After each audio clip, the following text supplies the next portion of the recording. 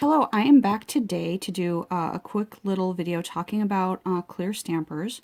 A follower of mine asked me to do a comparison of the different crystal stampers, and here I have the four types that I have. I also have an original crystal stamper that I'm not including that has the non-flexible head because the ones that have give to them are far superior in my mind. They're a lot easier to work with, so I'm actually going to just talk about these four today. So this one is your regular sized clear stamper. It comes with a frosted barrel, so you can't see through the sides of the barrel, but you can see down the barrel. The end is open. The next innovation that came out onto the market was the smaller stamper, but with a clear barrel that you can see through. So it's not just sticking through here down the end, but you can see through the sides too if for some reason you want to get more light. I've seen that some people prefer this for whatever reason. I honestly prefer the fully clear barrels. I think it gives more light and more visibility. For me, I like as much light as possible when I'm positioning the stamp from whichever way I'm positioning it to try to get it to make sure so that I can see for sure where exactly I'm going. So I prefer the clear barrel, but there are some people that do prefer this frosted, so there is that option. Then there is the XL version, and the XL is it's pretty much the same as this one, except that your stamping head is 1.5 inches wide instead of just about a little over an inch wide. So you get about an extra 1/2 inch there. And for me, when I'm playing around with different designs, making decals, or with when my nails are a little bit longer, I like having that extra wiggle room to play around with. So this is actually the stamper. The XL is the size that I use most of all. And again, I like the one with the clear barrel that I can see through, no matter which way I'm looking at it, and where most of the light can get through. I should also say that you noticed I took off caps. So these two come with caps, and this one does not come with a cap. And I really like the cap because you can probably even see right here, like there's a cat hair on there. And because I have cats and dogs, I get hair everywhere. So everything that kind of protects my stamping heads from that is really important for me. So I like that. This MoYou London XL stamper, it also comes with a cap. It's a little bit smaller than this one, so right about 1.25 inches wide. So this one's a little bit smaller, and because of that, the barrel around is a little bit smaller too. So if you feel like this is an awful lot to hold on to, this might be a better stamper for you. One of the things I actually adore about this stamper is that there's a cap on the bottom too. So now you can see I can put my finger in there. Just like with this one, it's hollow on the inside there. And the reason that I like this is because you'll see on this one, I got some nail polish there at the bottom, and when I tried to take it off with some acetone, it started clouding this. So I just decided, okay, well, I'm going to leave it and work around it. But so when you don't have anything on the edge here, that can't happen. You can see like I've gotten a little bit of polish on the rim, but obviously I can't get it on there because there's no there to get it on. And so this is kind of the best of both worlds. It will keep stuff from getting up in there like dirt or dust, but at the same time, I don't have to worry because since there's nothing there, it's not going to get like polish or anything on the bottom there. So that protects it from that. Awesome. In terms of stamping quality, I'm going to tell you right now, I haven't seen any difference in the stamping quality on any of these models. They all stamp the same to me. And what that means is that they all clear stampers that I have used can be a little bit finicky with very fine lined images. They can be finicky with plates that are not as good of quality, so if they're not etched as well. Most of the plates on the market now are pretty good, so that's not a big problem, but especially there are some cheaper made plates out there, no name plates and those kinds of things, that it is a bigger deal with. And then, like I say, even on the best of plates, sometimes with certain polishes and fine lines, all of these are going to be a little bit finicky. But within that, I have not found that it's not like the case that, oh, I've got this stamper that when all of my other clear stampers don't work on an image, this one will work. I found that either they kind of all seem to work with a given image or they don't seem to work with a given image. But that said, what I am going to do is I'm going to do a quick test here of all 4 of these so you can compare and see how the images stamp for yourself. For my test, I am going to use this new plate by It Girl IG305, and I'm going to use an It Girl stamping polish. So this is a polish that's made to go with It Girl plates.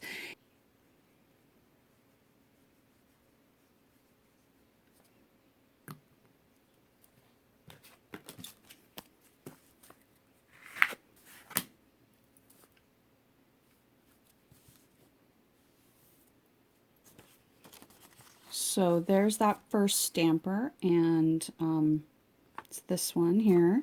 And you can see it's a little bit kind of bald in the middle. That might have just been, you know, a coincidence because around the edges it's looking good. So let's do one more with this stamper to be sure.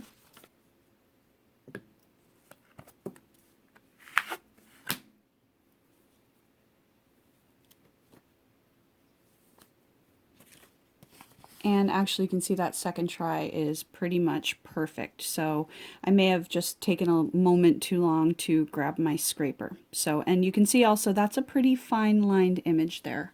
So, all right, let's try the regular with the clear barrel.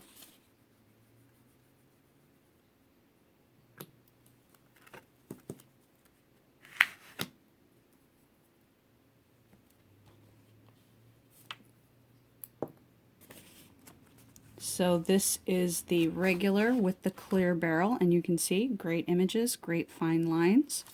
So let's do the XL with the clear barrel.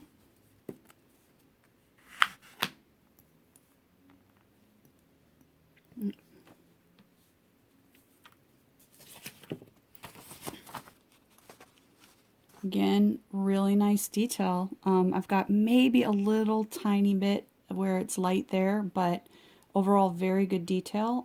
Not a problem at all.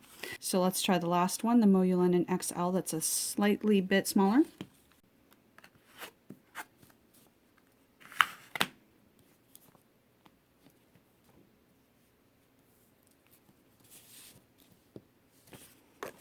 And we've got the same thing. And you'll notice I did also get just a same slight lightness that I got in the same place. So this is either how I'm scraping it or the angle I'm scraping at. Or the detail is really great otherwise. And I'm going to do a second pull scraping in another direction to show you that this is not representative of the stampers. This is something to do with how I'm scraping.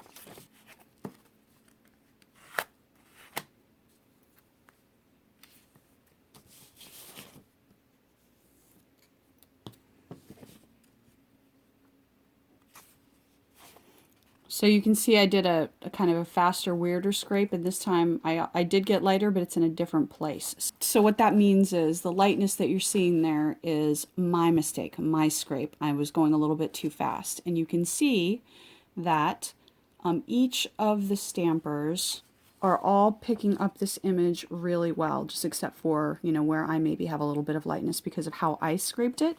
But they're picking up the details just really well. This one looks like maybe I scraped maybe a little bit more gently because the color's a little bit darker than on that one, and then the same thing here versus there.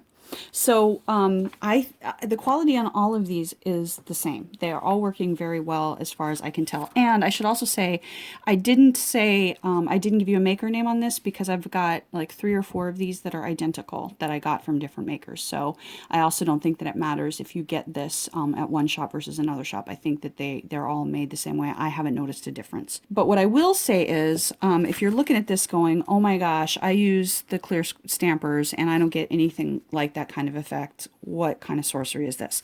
What I do is I use a generous amount of polish. Sometimes with other stampers, I'll just put polish like halfway over the image and then let it spread. I don't usually do that so much with the clear stampers, especially with the fine line image. I want to make sure that I've got nice healthy coverage, and then I use a gentle scrape. You know, sometimes when you scrape really lightly and it almost doesn't look like you scraped off enough polish, sometimes I'll even leave it that gentle and leave that little bit of extra, and that can help with picking up on the crystal stamper. So those are the two tips that I've found really help me working with a clear stamper. Obviously, also, if you're having a problem with your clear stamper, it's not picking up as well as you would like, and you feel like it should, pull out your head, wash it, give it a quick wash in dish soap water. Let it dry off naturally so you're not getting lint or any other kind of dust, and then try it again. Sometimes I've noticed because I clean mine off with Scotch tape, I've noticed like after a while, like some part of the residue might build up on this, and just giving a little quick wash helps it pick up a little bit better. So those are the tips that I have for using the clear stampers as well, but honestly, I don't see a difference in quality, at least in these models. If there are other models out there, I have not tried them, but I think this all really just depends on which size head that you like, and whether or not you like a fully clear barrel or you like the focus kind of looking down the barrel look. And then, like I say, I really do love the idea of this little end cap. I do kind of wish that they all had that. So as I've had a little time to play around with this MoYou London XL stamper, I have noticed that it does seem to have a little bit more give when I stamp and I press my nails into it. When the nail kind of goes against the surface there, it does feel like it has a little bit more give. So I think this might be just a titch softer, and if you have the longer nails like me when you stamp, I think that is a benefit. So I just wanted to mention that too. But apart from that, I think they're pretty much all equivalent. It's just a question of size. So I hope something here was helpful, and shout out to Sam.